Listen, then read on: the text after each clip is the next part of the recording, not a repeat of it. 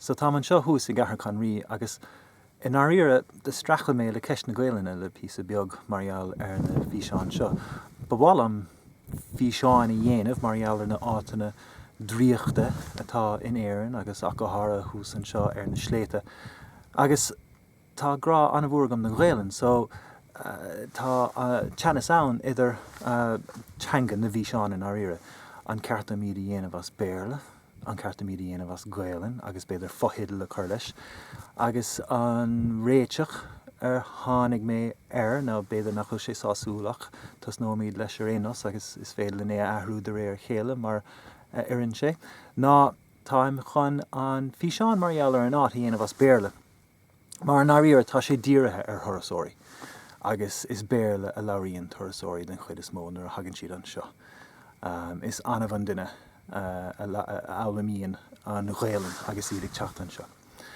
Ach ag an am céine, ba bháil am eolas a churas na fhíseán, ba bháil am rudaí a rás na fhíseán as Gaeilge chuma. So táim chun blúirín eile fhíseán fuaile a dhéanamh as Gaeilge gachúir tá fhíseán mar seo a dhéanamh agam. Agus is fhíseán fuailethe, is féidir fhíseán fuailethe, is féidir le daoine féchantar, is féidir le gan féchantar, is futhú féin é. Nílam chun an Gaeilge ná an Béalra a bhrú ar éon duine. Agus an áíir is an rud é ach tá a bhd níos clachtaí a bheith caint as Gaeilge os cór Camraí beidir nó os cór daoine eile ná mar tá as Béalra. Sin just mar atá sé I héal go dtí seo tá a bhd níos mó órádí mathnúolc déanta as Gaeilge agam ná mar tá as Béalra. So beidir go mbeidh mé níos compórdaí as Gaeilge os cór an chamra chuma. Now, so seans, well, ní seans tá cinnte go mbeidh rudaí árá agam as Gaeilge nach raibh ráite agam as Béalra. Agus don fhíseán seo an rud tá curtha Róm ná bhearnaí agus cad is brí le bhearnaí. Nílam ag caint faoi bhearnaí fisiciúla ach bhearnaí intinne. Mar le fada an lá inis tám sa tóir eolas an támar fad. Braham go bhfuilm sa tóir eolas nuair tháinig mé go dtí an áit seo dús. Is an seo I Cathair Con Roí a bhreath mé den chéadúr, beidir 5 bliana dé go hin. De bhreath mé an dríocht atá ann nuair a bhascann tú taobh má agus cnocadóireacht agus míotasolaíocht agus seandalaíocht agus gachrod mar sin agus nuair a hagann siad le chéile tá dríocht ann agus de bhreath mé an seo é den chéadúr. Agus tá sa tóir ar na rudaí sin agus an puinte eatarthu an tamar fad ó hin. Sin an fá gur neachigh mé ar chósaí skillan na sléite dús agus sin ceannar a sléite, sin an fá gur neachigh mé ar chósaí Gaeilge, ar chósaí sibhialtacht Celtaí, ar chósaí sean agus bhean Gaeilge, agus mar sin de. Ach, ní bhíonn se riamh sásta agus stocha daoine atá fisreach, ní bhíonn siad riamh sásta leis an eolas. Agus is le déanaí a tháinig mé ar an tuiscint agus tá gom gúla man a bháil. Ach is le déanaí a tháinig mé féin ar an tuiscint ar anuas. Ní héon eolas atá á lorga gom. In éonchar. Is rud indíirech é an eolas. An rud atá á lorga gom ná an bhearna atá ann idir an áit in a bhuilim agus an áit ina mbeidh mé leis an eolas. Agus an rud atá ag testáilúim ná an léimt isteach sa bhearna sin.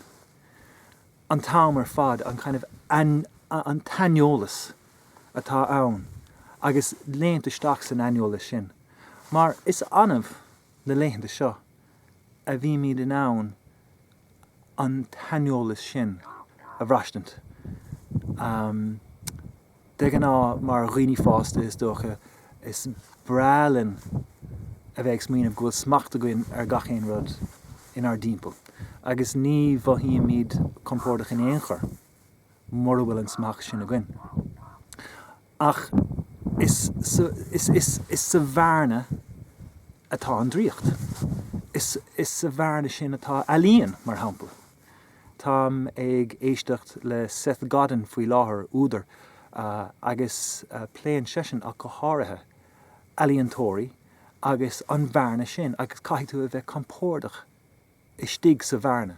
Mar a bhfuil tú compórdach I stig sa bhearna aineolach sin, ní féidir leat rudí cruthacha a dhéanamh, ní féidir leat a líon a dhéanamh. Agus is dócha mis sé féin ar éonos feimse an bhearna in átainna mar seo, in átainna mar Cathair Con Roí. Agus is é seo an rud atá idir lábh agam leis an tionscadal Saol eile, agus Saol eile Adventures as Béalra. Ná bhálam a heispáinte de ritheann eile an dríocht atá ann. Gur féidir ó léamhtaisteach sa bhearna sin, agus ní caithfidh siad a bheith fatíoch nó agla bheith orthú na aonra mar sin. Is féidir le daoine a chrórú, má tá simimecha in ábhar mar seo, tá is gom nach méoch sim gachéan den in ábhar mar seo, ach seans go méoch ag tuairisóireach go háirithe, agus daoine éarnacha, is cuid dar gultúr é na rudí seo ar fad, agus measam féin nuair higann tú cén áit becheart dit dul, cén áit becheart dit inniucha a dhéanamh, is féidir mórán dríocht a bhaint as an rud. So sin bearnaí, sin an tuiscint atá agam, tá thuiscint ag ahrú an tamar fad, bí an éhlód ag teachtarthaí an tamar fad, caithfidh mé ar bháil, seans an chéad fhíseán eile, beag tuiscint gomláin agsúla go mar rudaí. Measam féin is é sin an Saol eile, is é sin an fág gur chur mé an tanamatá ar an tionscadal seo, ar an tionscadal, an Saol eile, mar tá is sa Saol eile atá an cruthachas. Is sa Saol eile a tharlíonn rudaí, ach ní bhíonn smacht goin ar an Saol eile. Sin an fá go gcuireann sé agla orann. Sin an fá go mbíonn agla orann dul go fada leis an Saol eile. Ach ag an am céanna caithimid céim a ghlacha ina thró, anas go mbíonn míis in ann búla leis beidir leathlí.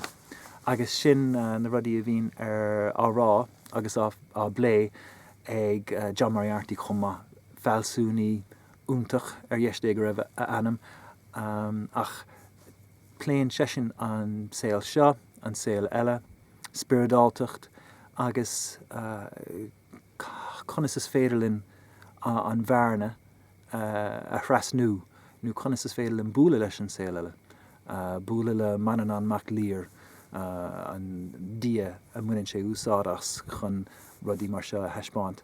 Agus le cúnam dé, ag féchan timpeall, agus ag féchan ar an gcathair seo, agus ag féchan ar an teandálaíocht, agus ar na raircha seo. Le cúnam dé tásúlagam go mbeidh mis sin ann just blúiríní a heispáint a rií. Agus leis na PC seo Gaeilge tásúlagam go mimi sin ann beidir chórá ag na hosnú chuma má aontaíonn túlam, mar an aontaíonn túlam, de bheith simagam bhuair gcuid tuairimí a cloisint ar éanos, agus feicimí car a tharlóig a seoamach.